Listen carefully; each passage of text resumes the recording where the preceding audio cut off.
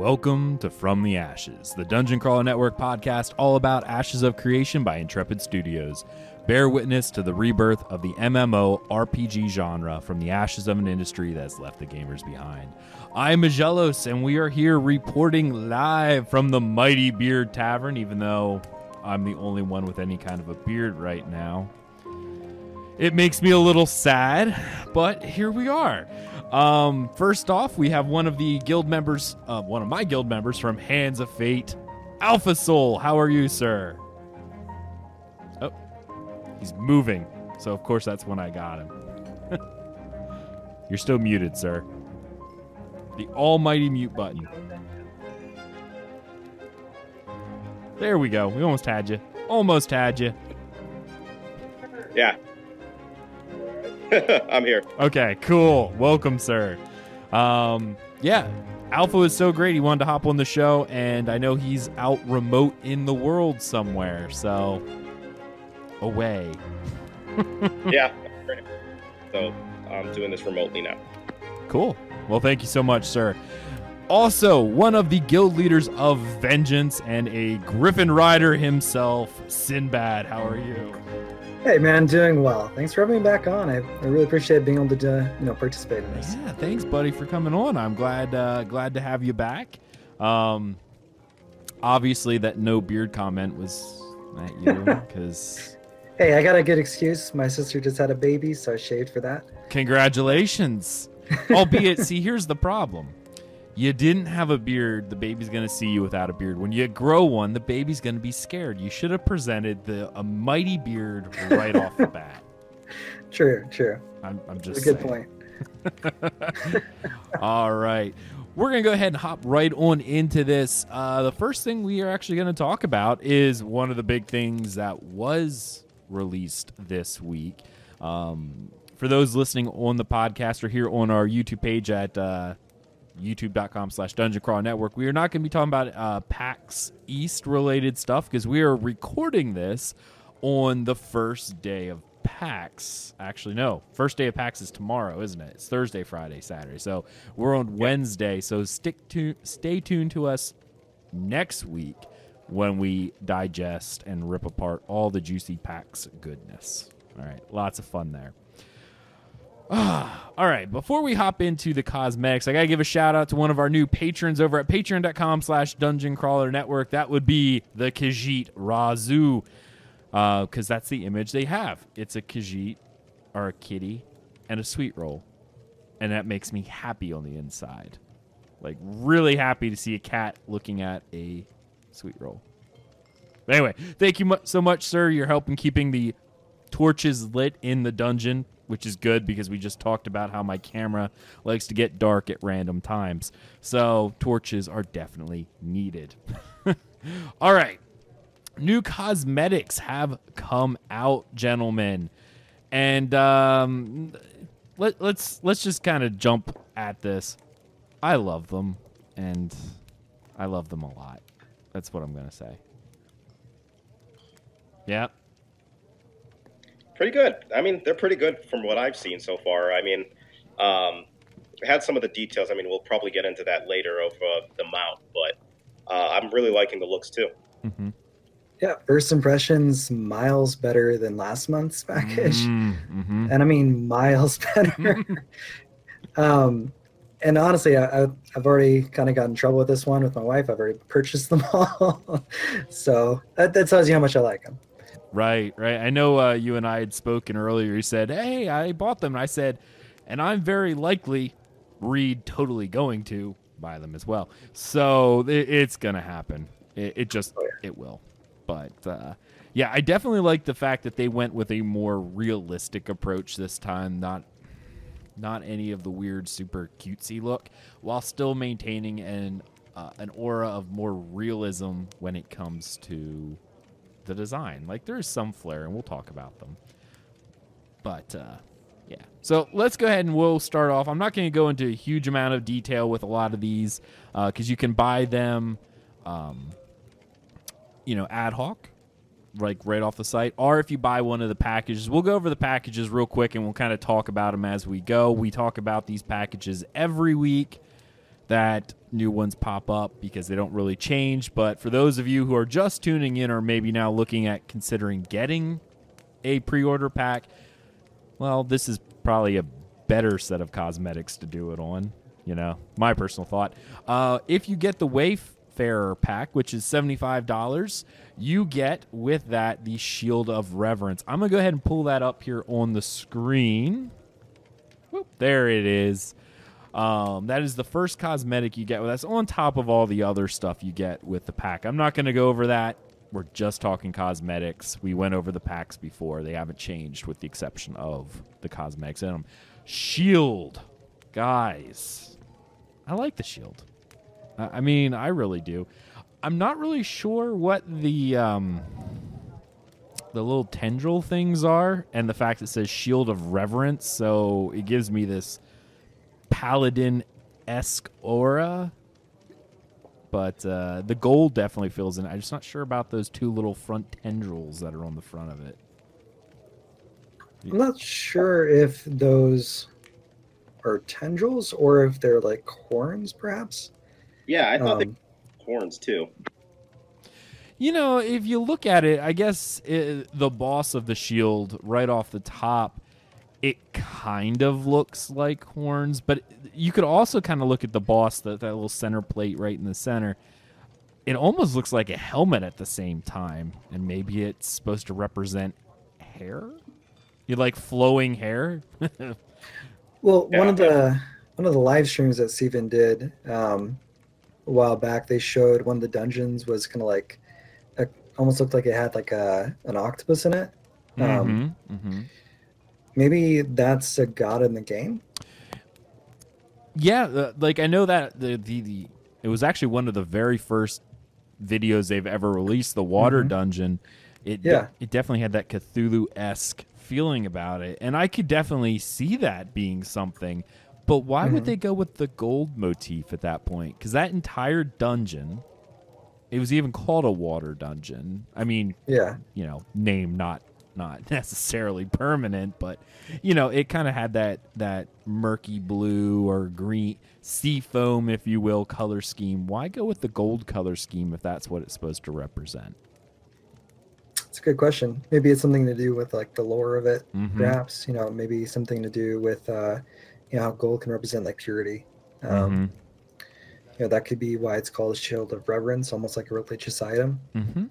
And we'll get into that. This almost, it actually, the fact you said Shield of Reverence and religious, this has a very religious theme throughout all of it, which is probably why I like the pack so much, because the costume set is a paladin costume, and the freehold is essentially a cathedral. So it's themed, and I like it, and I want it because I need to have it. I could see, you know, there's like that weird jut off to the left there, you know, where it's almost like fire. What if there's like two gods in the game that are warring, you know, like the god of the sea and the god of fire, perhaps, or something like that? You know, as I'm staring at it, it almost has like a wing motif to it as well. It's a little hard to tell, but it is. But I'm like, I have it blown up here on the front of the screen, so people watching can see it. If you are listening to us on iTunes, Google Play, Stitcher Radio, or wherever you find your podcast in audio format, there will be links to these in the podcast description, so you can pull them up and look at them. But do not do it while you're driving.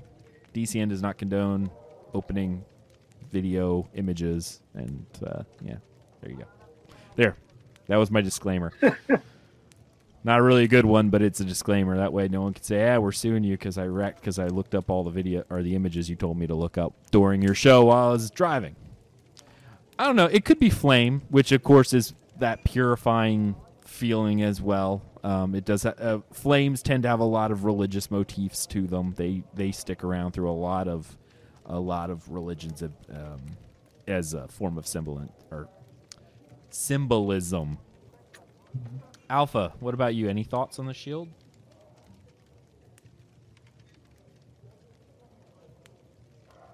I think Alpha's still muted again or very quiet, unfortunately. Having a little bit of audio issues at this point. So while he's working on that, I'm going to go ahead and move to the next thing. In the Expeditionary Pack, including with the Shield of Reverence, you also get the Protector's Pride pet. I'm going to pull that up on the screen right now. There it is. All right. Alpha, are you there? Oh, no. Nope. He ended the call, and he's hopping back on. In the meantime, there we go. There's our lion friend. There he is. I like him. I'm going to try voice. Okay, that's fine. That works. All right. We are on go ahead, buddy. I was trying to say on the shield, it reminds me of, like, WoW had this shield that was somewhat similar, but it was a sign of corruption that was kind of coming off of the shield, almost like a barnacle, if you will. And this one does look a little bit more like wings, but there's a potential, I think, for some sort of corruption on that shield for whatever reason coming off of it. I opened the shield back up. No, I could see that. I could definitely see the idea of corruption. Just the name of it, though, with reverence. That's the only reason why I wouldn't. Well, I mean, it could just be the motif of whatever, this tends to be. These tend to be more religious type icons. So religious fervor, zealotry tends to be symbolized by flame. Right? Yeah, absolutely. Okay. Yeah. No, I could definitely see that. And the other thing, well, we'll hop back on the shield now. I kind of put the line away, shoot it back off, and brought the shield back out because I just thought about it. I like how it's not symmetrical. Yeah. See that. It makes it feel like if you're holding that in your arm, well, actually, okay, if you're left-handed and you were holding that in your arm, okay, that the flame or the wing side of it would actually go up to protect your shoulder. If you are right-handed, I guess it would do the same. No, maybe you're right. It would do that way. I'm trying to look at it from the reverse round. No, you're right. It wouldn't. Or at least one of the ways, it wouldn't protect you the same. Mm-hmm. Like you'd from the left-hand side, because I'm looking at it. It's the mirror of it right now. But if I'm left-handed, right? So my shield arm is my right arm. The flame side would go up and protect my shoulder. Whereas the majority of the world being right-handed would have it on their shield arm being the left. And that would put the flame-esque type thing out to the front. Makes it a little top-heavy, but still, be kind of neat. I don't know. That was just random. I thought about it. No, you're right though. I mean, the way that it's structured, you could use this as like an offensive weapon too. It's got a very nice point there, which if you use this for jabbing, like that's gonna hurt. Oh yeah, absolutely. That's gonna hurt a lot. All right, our lion friend is back and standing on top of Sinbad's head because he's so large. All right, I moved him a little bit. The white lion, the Protector's Pride pet. Pre-show, we had talked about this a little bit, Sinbad and I. And Sinbad, why don't you go ahead and give your thoughts? Well, so for me, like I have a couple different thoughts about it. One, it has, of course, like the symbolism, religion, almost like Christianity in a sense. That kind of lion, protecting, the pride and basically protecting people that are innocent. Being very powerful, but also very, dangerous as well. Yep. Beyond that, though, I'm not super happy with it because I'm not sure how they're gonna make it work. If it's like just a skin for like a little pet that doesn't have any utility, or if it's actually gonna be like a hunter's pet. Like something that you could use to go pick up items or go pick up, different stuff around you, or even attack people with. Now, let's roll that back just a little bit on this one. Just as a little preface to all of this, every single item on here is just a skin. So if you are new and are just listening to our show and are just getting into the Ashes of Creation community, take note that anything you buy, this is not going to be like when you sign in level 1 character, you have a pet or a mount in your mailbox. You'll have a skin. you have to acquire said mount, and then it kind of applies over top of it. So keep that in mind, because apparently mounts and possibly pets we'll get into will have stats. If you have ever played BDO or anything of that nature, Black Desert Online, they had animal husbandry, which I know that's going to be a topic in the future, where horses would have different stats and stuff. So this, you would actually be able to apply it over top of a random horse you found or a special one you found, but you will not have a mount at level 1 unless at level 1 you're able to go out in the world and tame one. So keep that in mind. Back to the idea of the fact it's a pet. I'm not entirely sure that this does not apply to, like you said, the idea of the WoW Hunter pet or pet classes in general. We know they're going to have a pet class of some kind. What is it? Summoner and Ranger, I think it is. Yeah, for sure. Is that a Beastmaster? I can't remember the episode anymore, and I don't have it up. But it had me thinking, if this is a tamed pet, maybe it's a skin like again, WoW had a great hunter pet system where you could tame multiple different kinds. There was even quote unquote prestige pets that you could get, which were no stronger than anything else. It's just a matter that it was a rare spawn out in the middle of the world, and you happened to be there in the random 6-hour time window that it had a chance to spawn, and you tamed it. There was a lion like that in the Barrens. I think it was a white lion, to be honest. It was the only white lion in the game. You could get other lions, but there was only one white lion in the game, and it spawned out in the Barrens on a weird timer. If anyone killed it, it wouldn't spawn again for like 6 hours minimal. It was weird, but given the size and grandeur, I'm really hoping this is going to be shrunk down to be like a mini pet where it's like, ESO at least allowed you to have certain pets that weren't tiny, like their Moonstalker Sench pet. It was a pet, but it was a full-size panther. It was, when you saw it running behind you, it didn't do anything, but it was vanity. But it was full-size. It wasn't this little tiny little thing. I'd really be distraught if it was 2 inches tall.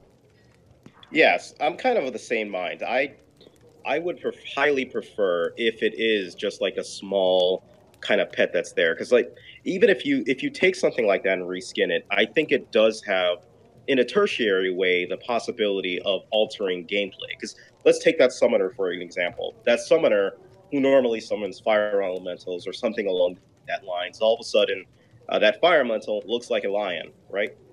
And as a player, it kind of gives you a certain advantage to disguise your pet to whatever new vanity thing you put over it, rather than it being what it actually is.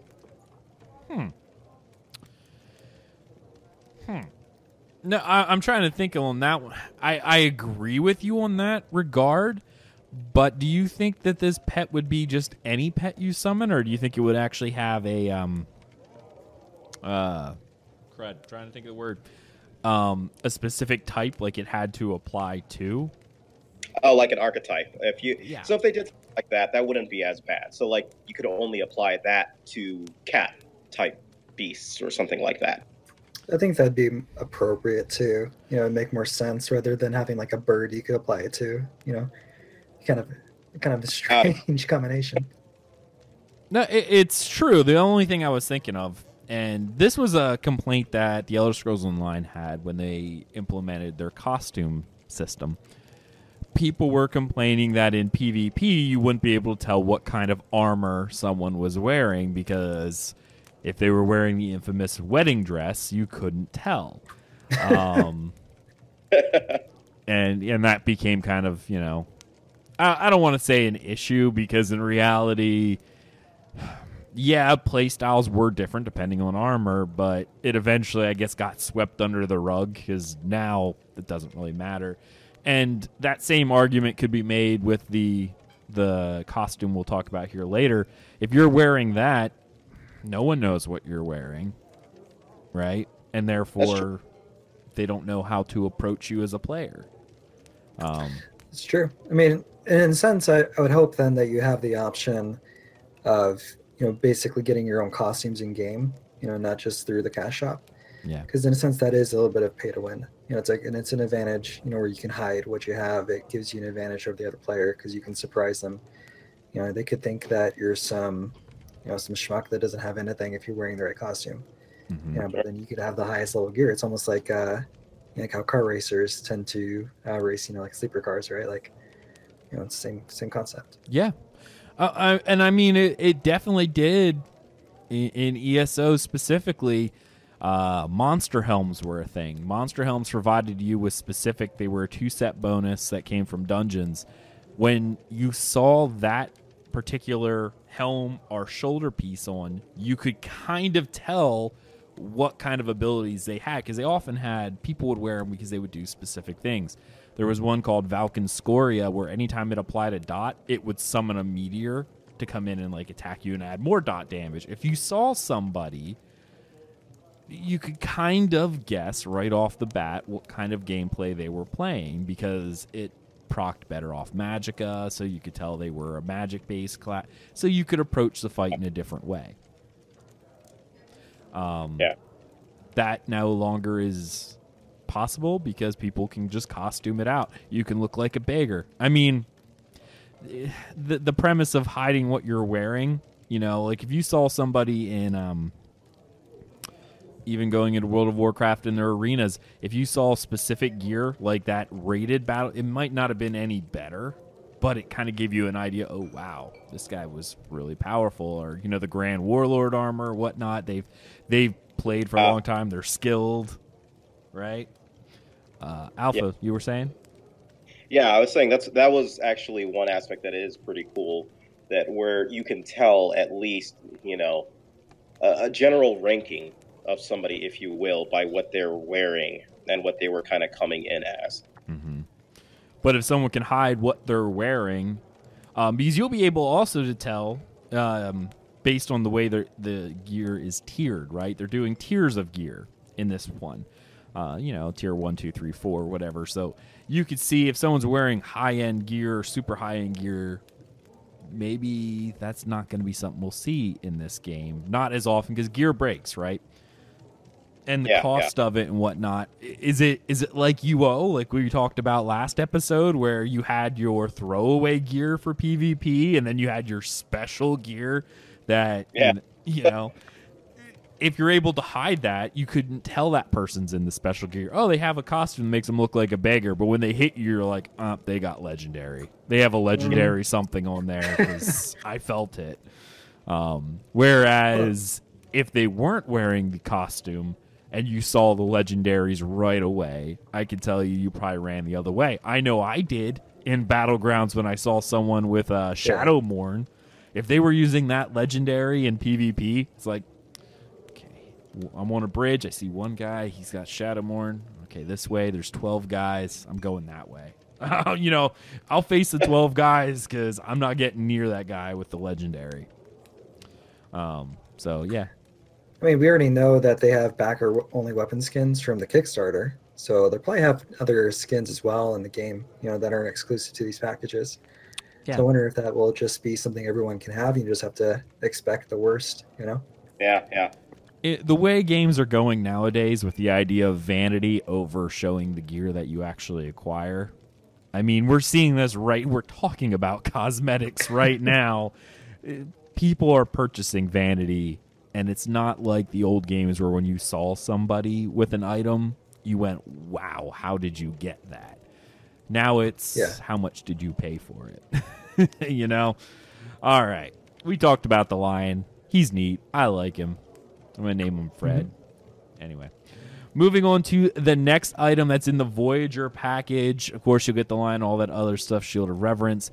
But we're also getting one that is called... What is it? Sky's Vengeance. There you go. All right, brought him down. It is the Griffin mount, or is it a Griffin or a Hippogriff? Actually, that's a Hippogriff. Hippogriff. Okay. Yeah, it looks like it. Yeah, I was gonna say I looked at it. I'm like, he's more of a Hippogriff than a Griffin, but anyway. It's Buckbeak, man. Buckbeak. Yeah. Ode to Buckbeak. I think that's what I'm naming this episode. We'll see who gets it. Anyway, the Hippogriff mount is here. I like him. I like him a lot. He's pretty neat. If you've not seen Harry Potter and you don't get the joke, that's what he looks like. He really does look exactly like Buckbeak according to the concept art. I know we had some thoughts in the DCN community Discord about this mount, and I think, and I didn't see it, someone told me this. Did Steven confirm this thing was going to just float in the sky? Like float above the ground? I heard something to that effect as well, too. I didn't see the official text on it, though. I didn't either. I haven't seen anything officially, but it would make sense that it can at least glide. Yeah. It's got wings, so. Because here's the thing. For those who are just now finding out about Ashes of Creation probably are not as in on all the details as those of us doing a podcast on it.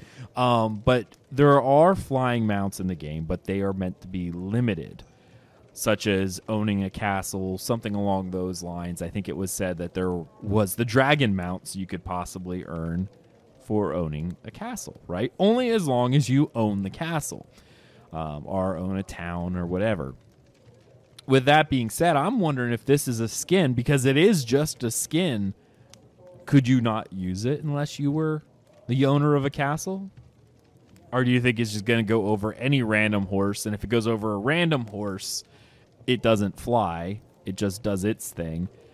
Or is it something like you can only use it if you have the dragon, and then it does fly? And why would you want to put that on the dragon, though? I mean, if you have a dragon, you got a dragon. You can put no Hippogriff on it. I don't question why people are weird these days, but they might do that.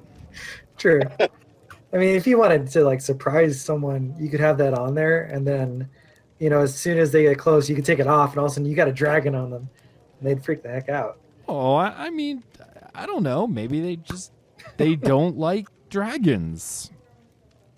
I don't know. I don't know why the people would put it, but that is something that is interesting, because there are two different types of mounts, and does this thing actually have a use?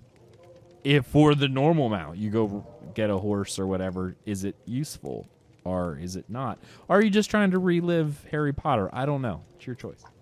I was trying to relive Harry Potter, man. What are you talking about? Should that even be a question? It's not a question. But I do think that they have said that there are gliding mounts in the game. I think it'd probably go over one of those, perhaps. Okay. Maybe it's specific to those, or you could put it on like a regular horse. But I'd like to think that it's something that's specific to the gliding mounts. Mm-hmm. I know I've actually talked with a few people within our guild and within our community itself, and they're kind of the consensus, and I tend to agree that I really don't want to see flying mounts in the game, with the exception of the dragons. I think that's neat, right? Because they're not even permanent. It's only while you own the castle, so you'll lose that.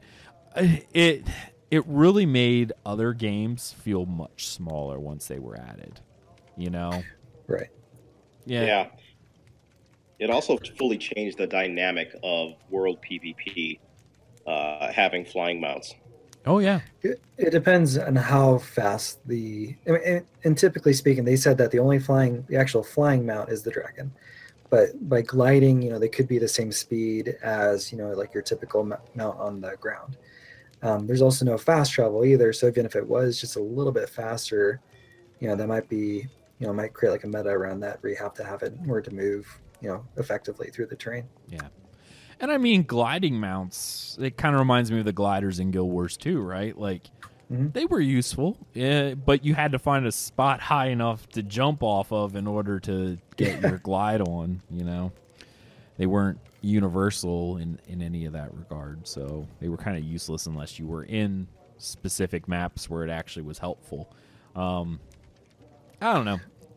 We'll see. Well, I mean, from like the Kickstarter, for example, we already have the Dawnbreaker Epic mount, right? That one was confirmed to also glide as well. So like I wonder if there'll be something that's somewhat legendary. Like maybe something that you have to actually go quest for. You can't just get off of pretty much anywhere in the world. Well, I mean, that could be also tied to the animal husbandry skill, because that was in, again, Black Desert had one. It was going after, and one of the things we'll talk about later, the Pegasus mount in that game. It wasn't, from what I understand, I could be wrong on this, so if any of you BDO experts are out there, forgive me. This is more of fourth-hand knowledge at this point. A friend of a friend of a friend kind of told me about this one. But the idea that Pegasus was something that you could breed eventually, but it took a lot to get that to happen, because you were breeding multiple horses, hoping that you got the right traits, and then maybe you would get lucky enough to actually get a Pegasus mount, maybe, but when you saw someone with it, you're like, wow, they spent a lot. It's kind of like playing Final Fantasy VII and doing the chocobo breeding and going, wow, you finally got the black chocobo or the gold chocobo. They can go wherever they wanted now. Oh, yeah, I remember that. Yeah, that was hours of that, just trying to get that in there, so. Hours. All right. Well, I know that Sinbad says he's going to have to get this for his entire guild. Oh, yeah. Yeah. I mean, it's got vengeance in the name, so it's something I'm going to have to figure out how we can finance. It's going to be something along the lines of, in your guild application, do you own this pack? If not, go buy it now. Or automatic decline. It's like, nope, didn't purchase it. Declined. I mean, think about it, man. We could be the guild vengeance, running in on vengeance from the sky. It could be awesome. I get it. It's theming. I like it. I agree. I'm cool with that. All right, moving on to the next item, which you get with the Intrepid pack. There's 3 items you get with this, including the Wings of Reverence, the Protector's Sanctuary, and Protector's Armor costume. What's actually really funny is that's what they call it on here, but the image that you pull off the website is called Paladin Armor costume. But anyway, there it is. I love it. I love it so much. It has a Dark Souls feel to it. Like, I know we said that pre-show, but it feels Dark Souls, and that's okay with me because Dark Souls was fantastic. It definitely looks realistic. Something that, this might actually been, if you, went back in time, if you will, this would have been more ornate than what you would see a common soldier wearing, because this would cost a fortune. But it is something that, realistically speaking, probably existed. So, any thoughts? Type of armor too. This is my perfect look is something like this, minus the helmet, or potentially adding like a cloaked helmet to it. Yeah. No, I agree with you. This is something that I would definitely wear myself. Oh yeah, I like it a lot. I like it a whole lot. I don't really know other than, I like it. The cloak is kind of neat, though. I'm really hoping they keep that, because from what they showed us in the videos and whatnot, the cloak physics look really good. I know the Unreal Engine does really, really well with that. So, yay. Cool. All right, we won't stay in on this one, because pretty much the main thing is that we like it. I just hope they continue it, man. Like, if they continue making more armor that looks, kind of fantasy realistic like this, I'd love it. I definitely agree. And this is actually, I'm glad you actually said that. Barring the last set of cosmetics, which was just kind of, I don't even know. The previous set before, I feel like a different artist did each one of them. Do you guys feel that way? It could be. That could definitely be the case. Because I'm looking at, I'm picturing the Necromancer's costume, which was one of the first ones they offered. And I don't know. And again, this goes on to the fact that you can't always tell from concept art what something's going to look like exactly. But I feel like the Necromancer costume was a little bit more ethereal-like than this thing, where this is a little bit more grounded. Yeah. So it could just be an artistic interpretation. We'll see. But yeah. All right. Next up, we have the Pegasus drawn Caravan. This thing is, I'm assuming, called Wings of Vengeance on here. So I'm going to pull this up. But the actual image name was Pegasus drawn Caravan. Sinbad, you mentioned pre-show that you thought maybe this could have been aligned to group mounts versus a Caravan skin. I can see it becoming that, because it doesn't really look like something you would have to store goods in. It looks like something that like a rich noble would ride in. You know, there's like a little ramp to get inside of it. Mm-hmm. There's the little windows. You know, it's very nice, very ornate. When it comes down to it as well, you know, the detailed description says specifically for nobles of the highest order.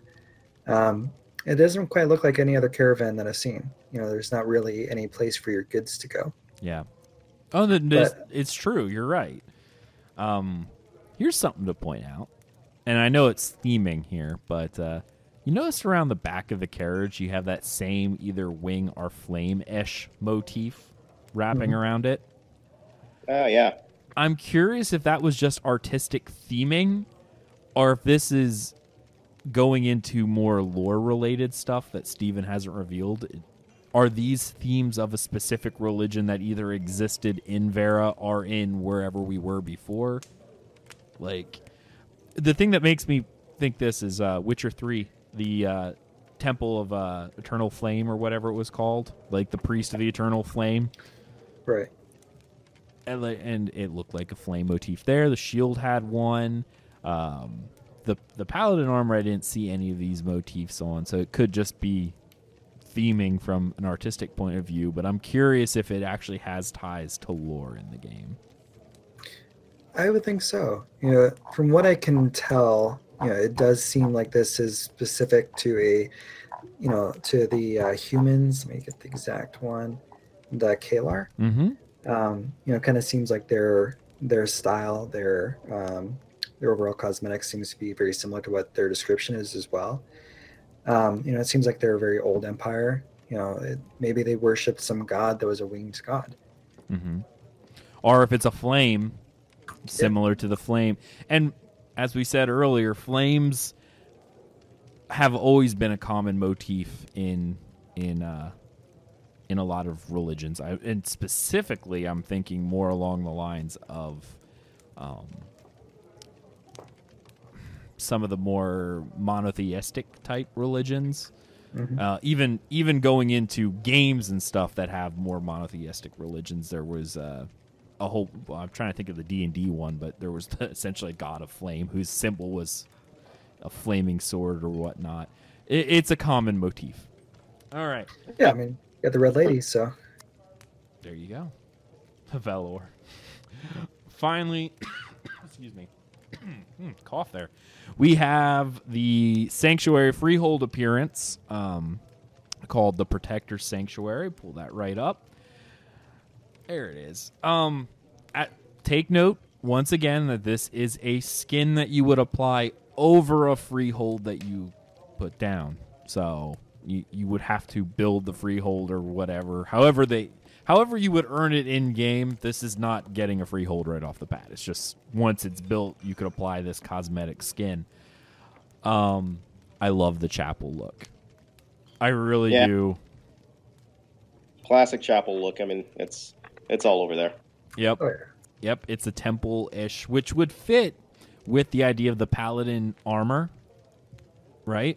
You have the paladin type armor to go with. You know, I just got done watching the History Channel's Nightfall, season 1 of that, and the idea of the Templars and their temples that they called, which were essentially these giant castles. That it definitely has that feeling for me, like this would be a Templar type stronghold.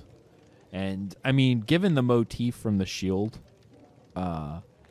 as well because based on this, we got Protector Sanctuary, right?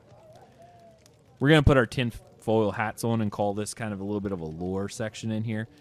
Since it's called Protector's Sanctuary, the armor is called the Protector's Armor. Is the Protectors a faction within the Kalar humans, whatever religious wing, like, warrior priest. Oh yeah, that's a possibility. And I mean, that would also fit with the entire theme of the shield as well as the caravan. Like you said, nobles are one thing. I'll tell you one thing. You said about nobles and the money you would take for this. The Templars had a lot of money. The church has a lot of money. I know you mentioned nobles, but priests, warrior priests could have a lot of money. You tend to, it's funny, as I was watching Nightfall, and this is a little bit of a tangent, but for people who swore an oath of poverty, they sure had a lot of money. Oh, yeah. Oh, absolutely. Yeah, like a lot. They weren't allowed to own any possessions themselves, but the temple itself, the Templar temple itself, brought in large sums of money, which it then lent out to various kingdoms and whatnot at a nice interest rate. Templars, first bankers. You heard it here first. No. Yeah, now that I work at a bank again, it seems fitting. So yeah, I really, really like this sanctuary. From an aesthetic point, I'm not sure I like the kind of barn-like roof. I think they could have went a little bit more steeple type for it. But otherwise, I love the entire look of it. Like, they have the steeples on the four corners. I think they probably could have just steepled the front part of it, made it look more church-esque than, barn. But hey, that's my personal thought, and that's just from the concept art. Who knows? When it gets modeled in game, maybe they'll see the same thing, go, maybe we should put a steeple on it or kind of arc the roof just a little bit more, dome it or something. But yeah, that's my thought. All right, guys. I mean, overall, we talked about all the cosmetics, and I know from a theming point, this spoke to me because I always play Holy Warrior type characters. D&D, it's always the Paladin, the Crusader, that kind of stuff. That's just what I prefer, the whole idea of the knight. So this spoke to me on a very personal type level. But in terms of actual style, I definitely think they struck a chord with something I would like to see a lot more of. And not just in the cash shop, but within game as well. Something more along this style. Yeah. All right. Sinbad, any final thoughts on the cosmetics before we start wrapping up here? Overall, I think they're very unique compared to everything else that they've released for these new packages so far. They actually, in my opinion, align more with what was in the Kickstarter and the summer backers versus the new ones that we've seen so far, like especially the one last month. The last month was just way out. And the one from PAX East was kind of also not really thematically the same as the other ones. So I'm glad that they're getting back on track. I think Steven's probably heard our feedback on that. And I hope that they continue down this track because it's the right one, I think, in this case. Definitely. I know I spoke to Steven about this one, and I linked him a few Reddit posts, which may or not have been a good idea because Reddit is what Reddit is. But people generally did not like the February idea of cosmetics. There might have been a few. This is not a huge generalization, but the majority of people did not care for them. And I know myself, I didn't care for it. My arguments were more along the lines of this feels different from what the Kickstarter portrayed. Like, what I backed was different from what, February's cosmetics were showing me, right? Like, I backed the more realistic looking MMO, not the super cutesy random weirdness MMO that, so many other ones already have. So seeing this was definitely a nice change for me. Yeah. All right. Just to let everyone know, we still are doing mailbag episodes. We're kind of running out of time on this one, so we're not going to hop into our mailbag with the exception of I do need to hit up some iTunes reviews.